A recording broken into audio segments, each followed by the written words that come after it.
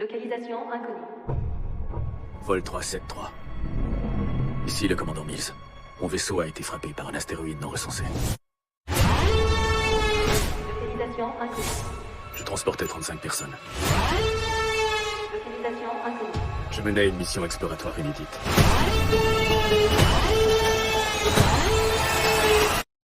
Envoyez des renforts. Cours! L'histoire débute sur une planète appelée Samaris, où une petite fille, prénommée Nivin, s'entraîne sur une plage à cracher du feu en portant ses doigts à sa bouche. Ses parents, Mills et Alia, l'observent avec des sourires attendris. Peu après, Mills annonce à sa femme qu'il doit partir en mission spatiale pour 2 ans. Il confie qu'il s'inquiétait beaucoup de la façon dont il allait annoncer la nouvelle à Nivin. Le couple est stressé. Mills n'a jamais été absent aussi longtemps et il n'entreprend ce voyage que pour financer le traitement médical de leur fille gravement malade. Avant de partir, il rejoint Nivin sur la plage et lui enseigne lui-même l'art de cracher du feu. C'est alors que Nivin lui révèle qu'elle sait qu'il part et qu'elle en connaît la raison. Mills la rassure tendrement. Il ne sera pas absent trop longtemps et ils profitent ensemble de ces derniers instants pour créer de beaux souvenirs avant son départ. Puis Mills s'en va pour sa mission. Tout se déroule parfaitement jusqu'à cette nuit fatidique. Pendant que tout l'équipage dort à bord du vaisseau spatial, celui-ci dérive accidentellement dans un champ d'astéroïdes. Mills est immédiatement réveillé par une alarme et le vaisseau commence à percuter les rochers à toute vitesse. Les dégâts sont catastrophiques. Mills tente désespérément de reprendre le contrôle des systèmes, mais en vain. Il n'a plus d'autre choix que d'effectuer un atterrissage d'urgence sur une planète inconnue. Sous l'impact, le vaisseau se brise en deux et avant de perdre connaissance, Mills n'a que le visage de sa fille en tête. Lorsqu'il reprend ses esprits, il extrait un éclat de métal de son ventre et commence à soigner ses blessures.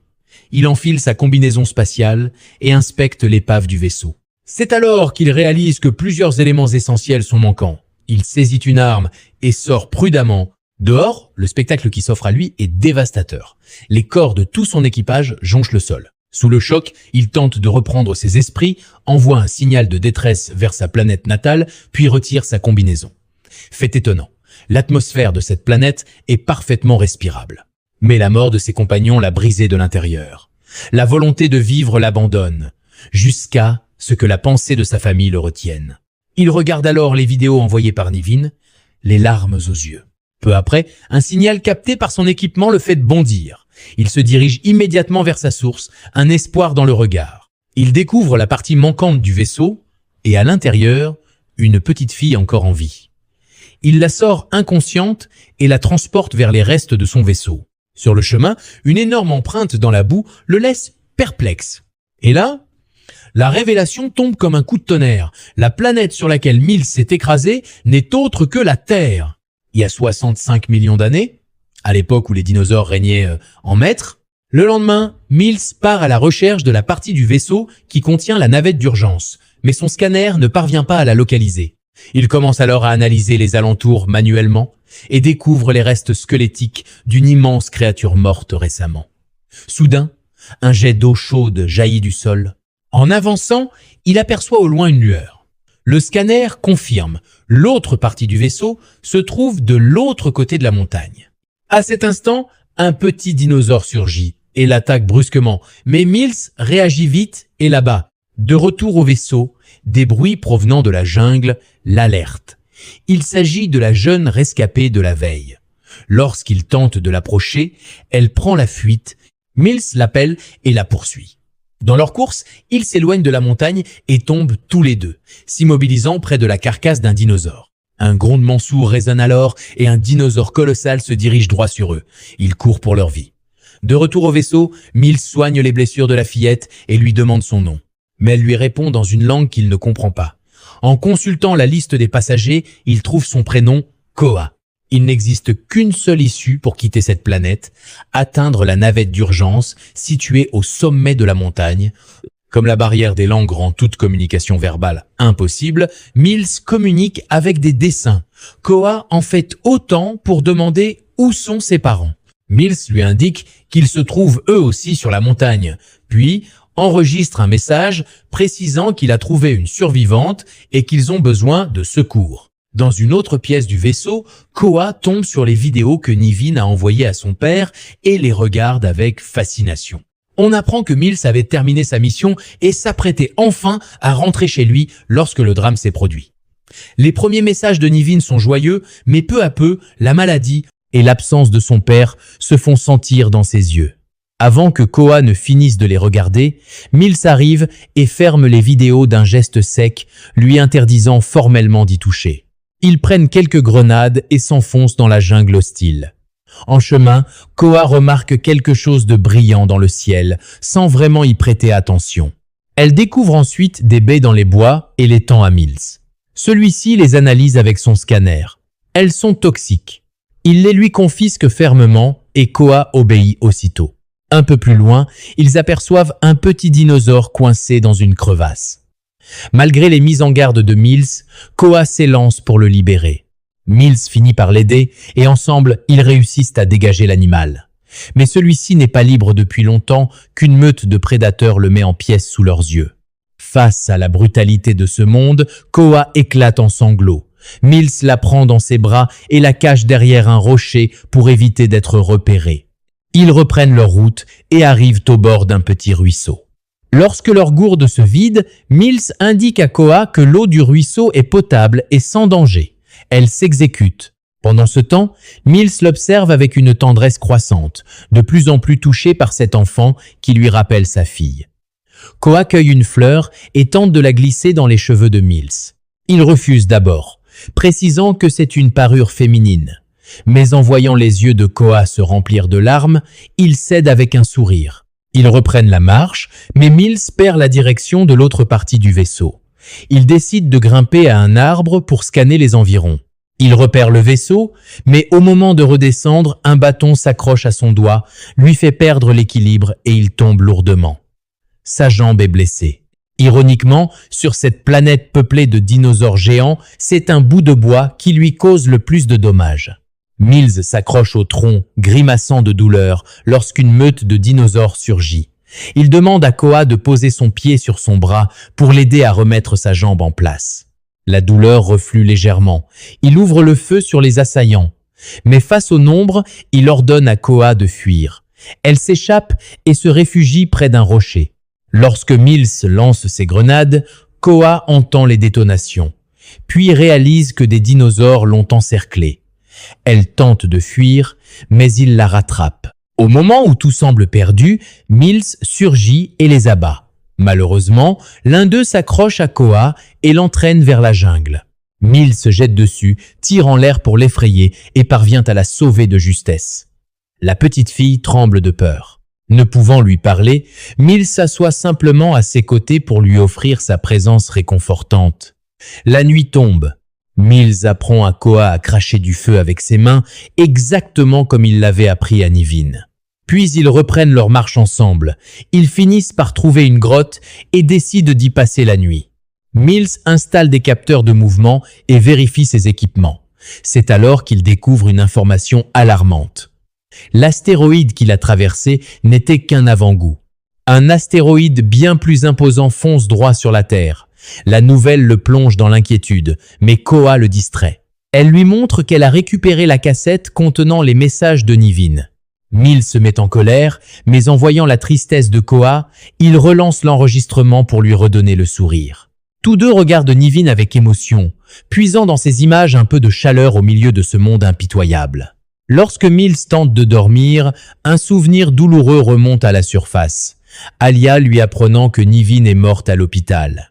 Les larmes coulent. Les capteurs de mouvement se déclenchent. Il se lève et va voir Koa, qui s'étouffe dans son sommeil. Paniqué, il lui ouvre la bouche et découvre une grotte intérieure. Une araignée sort prudemment. Mais le danger n'est pas écarté. Un dinosaure colossal s'engouffre dans la grotte. Mills lui tire dessus et lui crève un œil. La bête enragée commence à ravager la caverne. Mills attrape Koa et s'enfonce dans les profondeurs de la grotte, hors de portée du prédateur. Son scanner cherche une sortie en urgence, mais de petits dinosaures apparaissent et les forcent à reculer encore. Il se retrouve dans une impasse.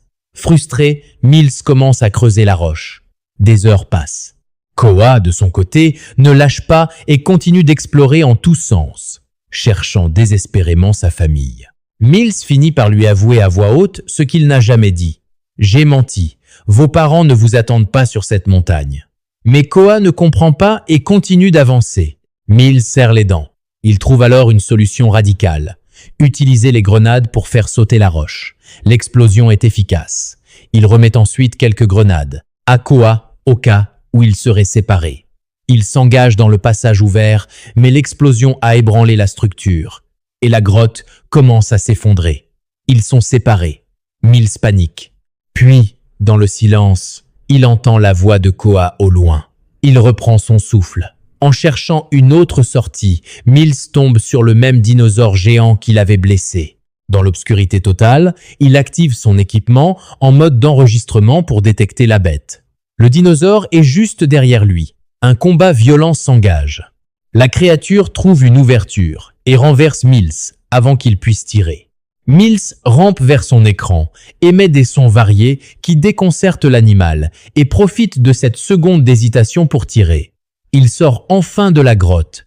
De son côté, Koa a trouvé un long bâton solide dans la jungle. Elle l'enrobe de baies empoisonnées dans une grande feuille, le glisse dans son sac et poursuit son chemin. Dehors, Mills aperçoit l'objet brillant dans le ciel et le scanne. L'appareil est formel. L'impact est imminent. Il ne reste que 12 heures. Il part à la recherche de Koa et entend bientôt ses cris. Un dinosaure la pourchasse. Il s'élance pour l'aider, mais tombe dans des lianes qui l'emprisonnent progressivement. Pendant ce temps, Koa se réfugie à l'intérieur d'un arbre creux, attirant le dinosaure dans ce qui s'avère être un piège naturel. Dès que la bête entre, Koa s'échappe, bloque l'entrée et glisse quelques grenades à l'intérieur. L'explosion pulvérise le dinosaure. Elle entend alors les cris de Mills et le retrouve englué dans les lianes jusqu'au cou. Elle le tire vers la surface. Dès qu'il est libéré, Mills la serre dans ses bras avec soulagement. Puis, pointant l'astéroïde dans le ciel, il lui fait comprendre qu'il faut se dépêcher. Ils repartent en courant, sous un ciel de plus en plus strié de météores. Ils atteignent une falaise. Mills aide Koa à grimper, et à son tour, elle l'aide à monter en faisant glisser une grosse pierre. Ils parviennent enfin à l'emplacement de la navette d'urgence. Mills soupire de soulagement en constatant qu'elle est intacte. Un vaisseau de sauvetage répond à leur signal. La joie est immense, mais brève. Koa scrute les alentours, cherchant ses parents, et ne les trouve pas. Elle se tourne vers Mills avec une colère silencieuse. Il lui a menti. Le ciel s'embrase au-dessus d'eux. Pour apaiser sa douleur, Mills lui parle de Nivin. Il lui dit qu'il est parti en mission pour payer son traitement, mais qu'elle est morte. Même si Koa ne comprend pas ces mots, elle ressent sa douleur et vient se blottir contre lui. À cet instant, un fragment de l'astéroïde s'écrase dans la jungle toute proche. Il se précipite dans la navette. Au moment du décollage, 2 météorites percutent l'appareil, qui bascule contre la montagne. Mills sort pour inspecter les dégâts. Koa tente de s'arracher, mais le système lui indique que le décollage est impossible dans cette position. Un dinosaure colossal attaque alors la navette. Mills aperçoit son arme à l'extérieur, sort pour la récupérer, mais elle ne répond pas. Un deuxième dinosaure surgit. Ensemble, ils détruisent l'abri de Mills, qui se retrouve blessé, acculé, impuissant. C'est alors que Koa prend l'initiative. Elle active la projection de la cassette de Nivin. Dans le hologramme, Nivin dit à son père combien elle l'aime. Mills est submergé par l'émotion. Les 2 dinosaures, trompés par la projection, se jettent dessus. Mills fait feu et abat le premier. Mais le second repère Koa, qui décroche la projection du vaisseau. La bête fonce sur elle. Mills vide son chargeur sur le prédateur, plus une balle. Le premier dinosaure, encore vivant, charge Mills à toute vitesse. Mills s'élance lui aussi de toutes ses forces. À la dernière fraction de seconde, Koa plante son bâton empoisonné dans l'œil du monstre. La créature hurle de douleur. Un geyser d'eau bouillante jaillit du sol et l'achève. Les 2 reprennent leur souffle, retournent à la navette et décollent enfin. Quelques secondes plus tard, un astéroïde gigantesque fracasse la Terre dans une explosion titanesque, scellant à jamais le destin des dinosaures. Cette mission cauchemardesque aura offert à Mills une seconde fille, Koa.